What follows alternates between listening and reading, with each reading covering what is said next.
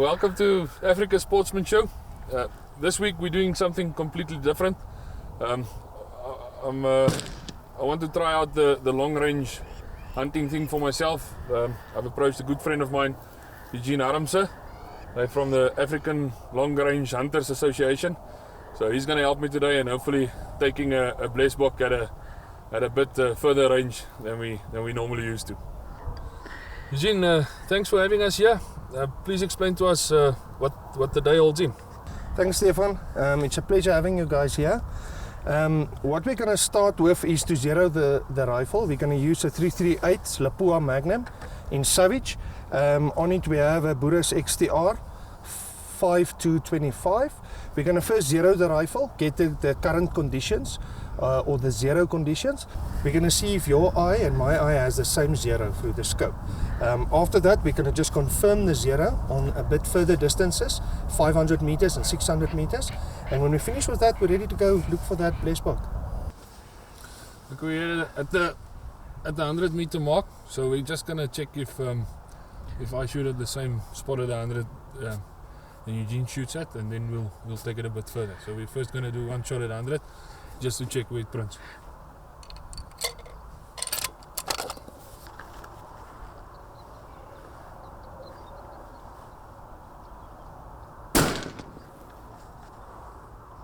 No. On the dot. On the dot. On the dot. Great. You happy when you shoot a few shots more? No. That one is fine. I think we can go, what do you reckon, 300, 400 maybe? Yeah. Okay. Let's try 400 first and then we can go from there. Alright. The wind speed is 2.5 miles per hour. From, let's say, 2:30. Yeah.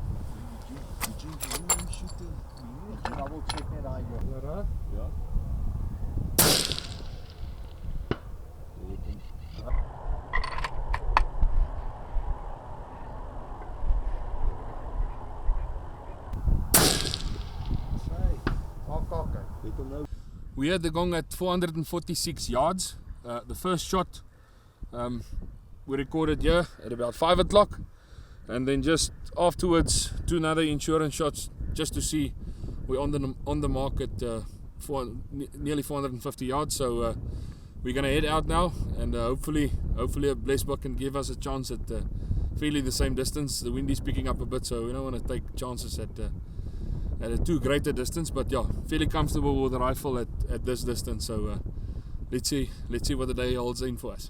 My name is James Wright. I'm the treasurer and the vice president of African Long Range Hunt Association. For the people that don't know, just tell us a bit more about the background of the organization. Where did it start and what's its mission? We started back in 2012. The concept was inherited from the US, mainly Sean Carlock, that does long range hunting but specializes in it, and we try and promote that and educate the guys around long range hunting, to show them that it is possible using the right equipment. Tell us a bit more about what does long range hunting mean, because there's a lot of people that say they can shoot over a long distance. Yeah. What does it entail? What is long distance? There's a lot of maths and physics that makes part of long range hunting. There's a concept where actually a lot of people think that you can get a range on an animal and dial it in and shoot it, but it's not that simple. We take a lot of factors into consideration. Distance, of course, the wind angle, density, altitude plays a role. So, as I said, there's a lot of math and science in long range hunting to do it successfully. Just shortly explain to us the procedure. Is it one person? We've seen these movies where snipers lie down, and you've got a spotter and just in general, yes, what happens? We work on the same concept as that. We've got a shooter, and then we've got a spotter.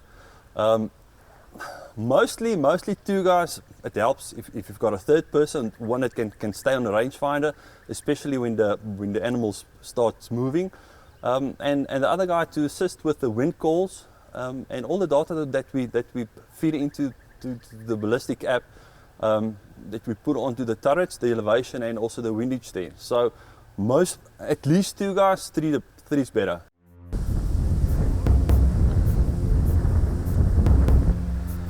O'clock, 10 o'clock position. Yeah, it's constant at 6, and then it peaks to 7 or 8.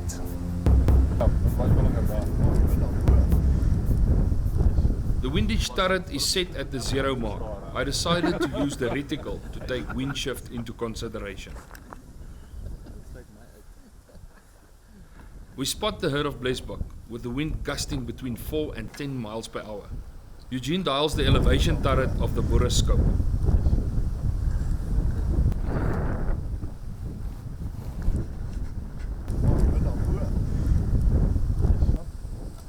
Okay, Stefan, you're ready? You can go.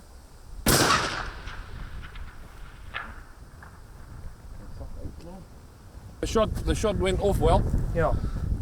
It looked good. It may be a bit to the back, but let's give it 15 minutes. My bullet gets pushed too far to the right, with the animal standing at nearly 600 yards away.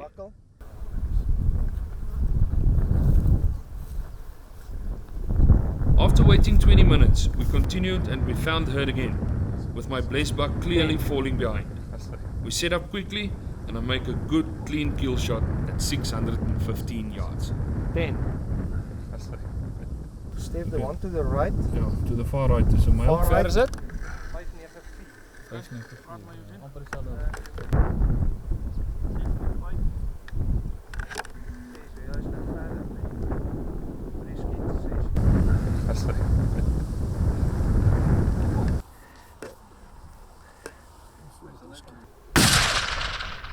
Oor. Nice oor. Buckle. Let's just give him a while, just keep him in sight.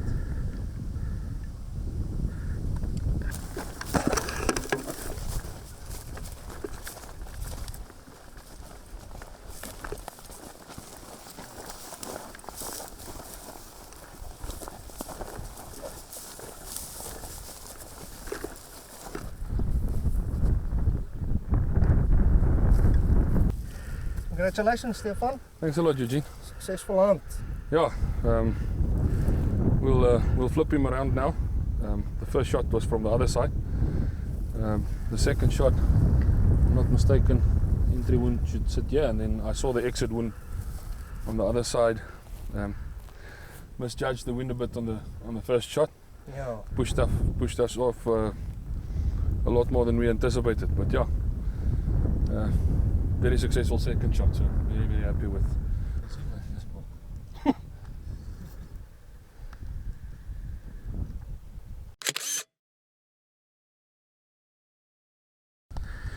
So, Eugene, the first shot was at about 580. Yeah, 581 yards. 581 yards. The shot was way off to the right. We decided to leave the animal for about 20 minutes. We followed the herd, and then we spotted the animal clearly with a shot to the back left leg. We took our second shot on this copy here behind us. We got a nice platform there where we could set up. We got out the rangefinder, and we picked up this animal right at the back of the herd at about 615 yards. Yeah, we dialed we dialed the elevation turret, and I took about 2 feet for the wind on the holdover with the reticle, and then the second shot went well. So definitely the longest shot I've ever taken. Eugene, I'm very impressed with the setup you're using for your long range hunting. Could you just take us once again through the setup, the rifle, the scope, and the ammunition you're using? Thank you, Stefan. Congratulations with your longest shot. Yeah, thanks a lot. On that buck. The rifle is a 338 Lapua Magnum. It's a Savage long range hunter, to which I fitted a custom stock. The scope is a Burris 5-25 by 50 XTR. We loaded the ammunition is 250 grains Lapua Senars, that was molly coated. I'm using 385 S385 powder for a speed of 2,815 feet per second out of the 26-inch barrel. Eugene, I just want to touch on the fact that you have a suppressor on it as well. The suppressor works really well. I noticed that on the shooting range, when you had more time with not that pressure in a hunting scenario, the suppressor works quite well. And for the long range hunting scenario, you have to see where your shot hits. So it's important to have a spotter. We had James with us to help call us a shot, but I could definitely, even with this large caliber, you can see where you're hitting the animal. So I'm very impressed with that. I assume you guys, the long range hunting guys, that is a must for a long range hunter. Yeah, Stefan, the most important thing to remember is you need the ability to see your own shot. And you can use a muzzle brake, you can use a suppressor.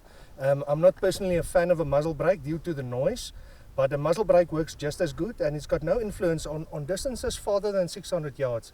The buck will still not know from where the shot came from. A suppressor is just a lot quieter, and it gives you that ability to follow through on your shot and see the impact on the animal. Yeah.